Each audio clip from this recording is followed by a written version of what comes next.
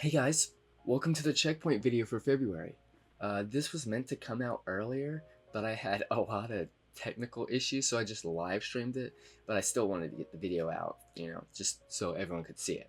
So everything I'm going to talk about in this video, I talked about at the live stream. There's a lot to go over, so I'm going to try to keep this as short and simple as possible while going over all the new mechanics. One of the first things, as you can see, is the art. One of the perks of having it, everything flows together well. As you can see, the arm here, those aren't individual frames. That's just manually rotating the sprite. The way you get this is you squish down the game's resolution so much where the game engine basically forces the art to go into pixels, and that's what we've done here. The player will actually have more animations because he has other movements that I have not shown yet. Like he has a crouching, a crouch walking, a sliding, similar to the prototype, but those will be added in later. So right now we just have the basic movement animations. So speaking of movement, we wanted the movement to be more fun and kind of synchronous in the full release rather than the prototype, where it kind of felt like the movement and the combat were fighting against each other. So everything's going to be reworked with this version. I've added simple platforming stuff like coyote time, jump buffer, and a step up mechanic, which the prototype did not have at all. They're just real small, simple stuff. So basically, coyote time is the forgiveness time for when you jump. So if you're a pixel off right as you jump, it'll still forgive you and be like, okay, yeah, you can jump after this. So you can kind of see it here. You can see it right here. I might slow it down so you guys can see, but I'm actually like off the hay bale already when I jump. So for the step up mechanic, I'm going to show you guys without the step up and then with. So this is without the step up function. See how he gets stuck on these ledges? The barrels are actually like a pixel or two lower than the crates and the hay bales next to them, and that's kind of annoying to get stuck on. So I added this function to basically forgive that little small difference, and now the player just smoothly walks over it, as you see here.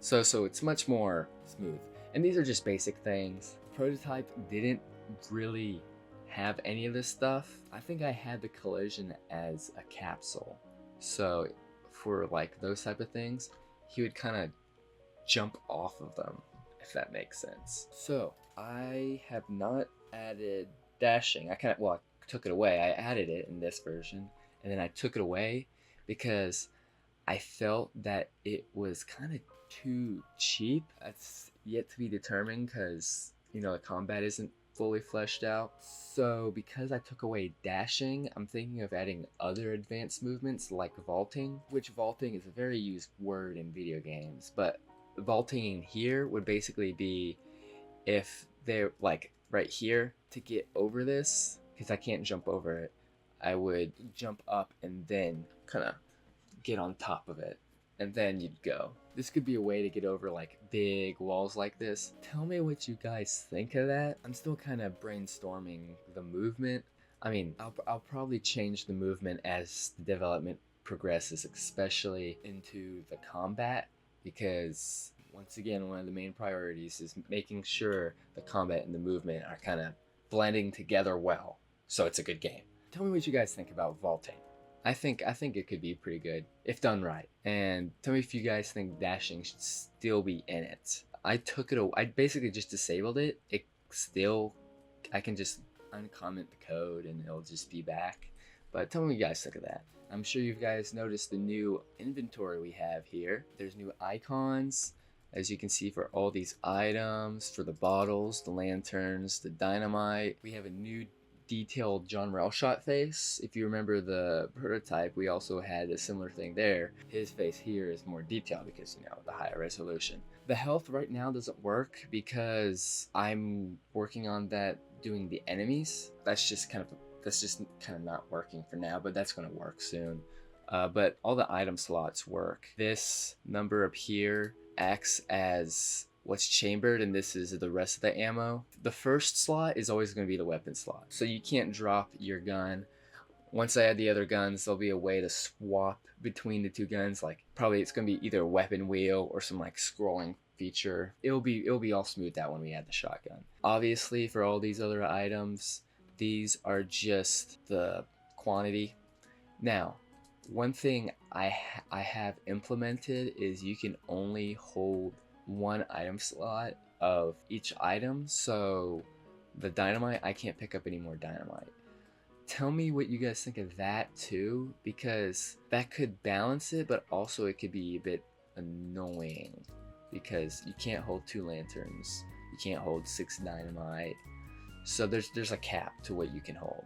If you guys like that or are fine with that, then I'll just keep it. But if you guys don't like it, just tell me, just comment or whatever, or go to the Discord. That's what I suggest. Go to the Discord. You can send all your suggestions you can go in the Discord for.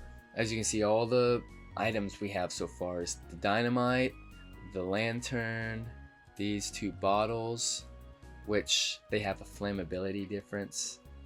They'll be used differently, and I'll go over that later when it becomes a combat thing.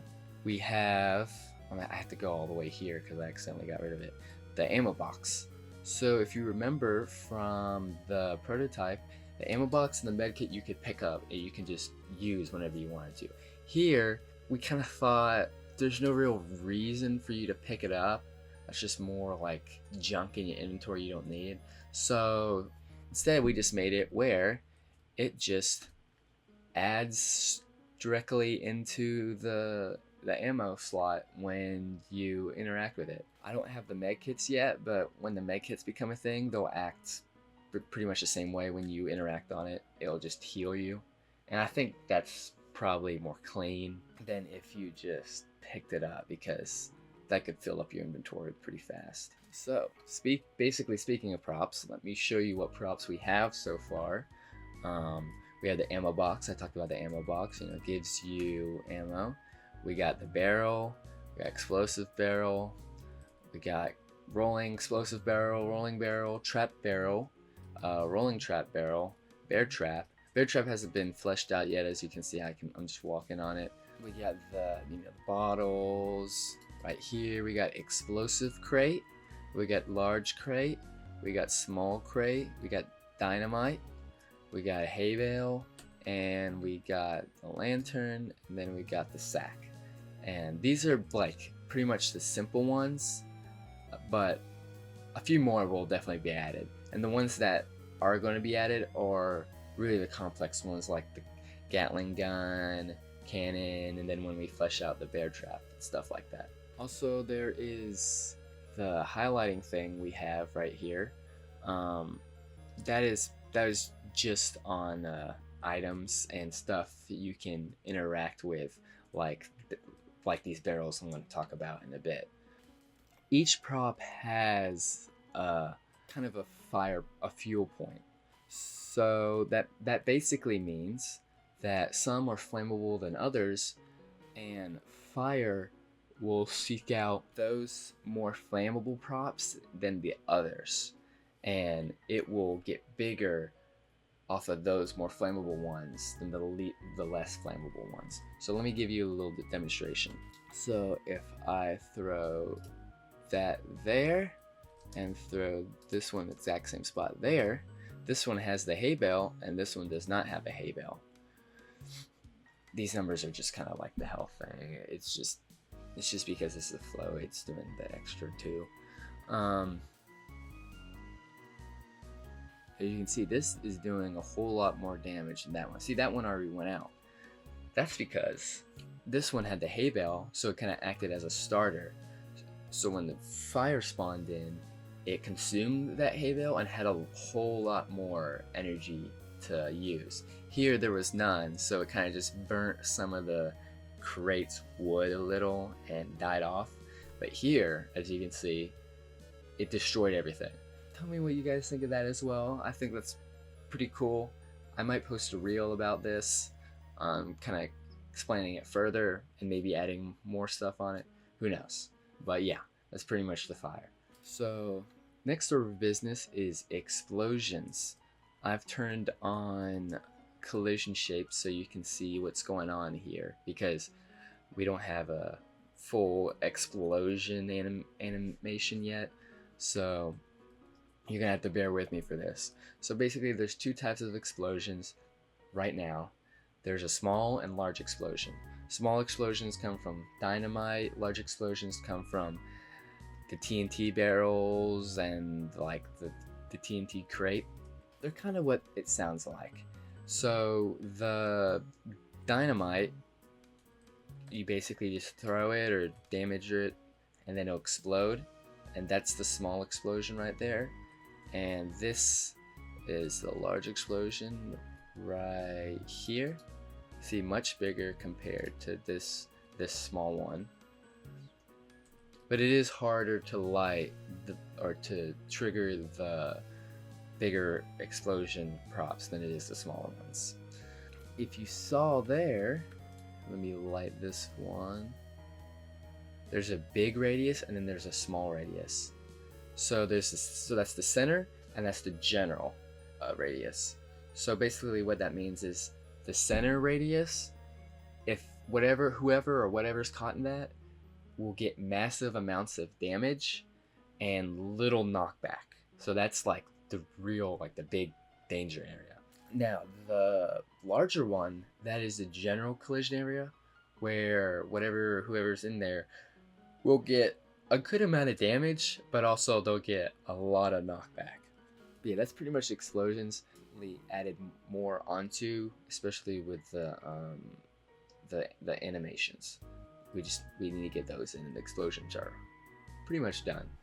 So the next thing I'm going to cover is the barrels. There's three types of barrels, as you can see: the explosive, trapped, and the normal. All these have standing up counterparts that you've seen, which the player does not collide with, but obviously other props do.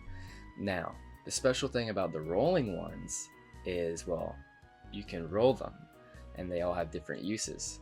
So you can roll barrels, as you can see here, and they'll damage, and you can kind of use that as an attack. So if there's enemies, you can roll the barrel towards them and do damage. But other enemies, maybe certain bosses, will also utilize the barrel rolling attack as well. Who knows?